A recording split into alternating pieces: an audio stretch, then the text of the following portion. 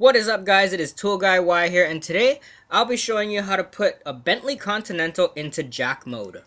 This process right here is very simple and prevents the air suspension from getting damaged when lifting up the car. Alright guys, so like I said before, it's a very easy process. Start by hopping in your car and turning to the on position. Next, hold down the two buttons at the same time at the center console, one with the air strut and two with the vehicle height selection. Keep holding down those two buttons till the instrument cluster says jack mode, and then it will be followed by level fault workshop. You are now in jack mode and you can lift the car up safely.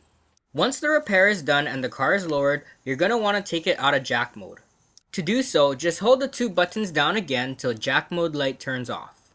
Congratulations guys, you now know how to put a Bentley Continental into jack mode. If you guys found this video informative, please like this video and subscribe to my channel for more how-to and tool review videos.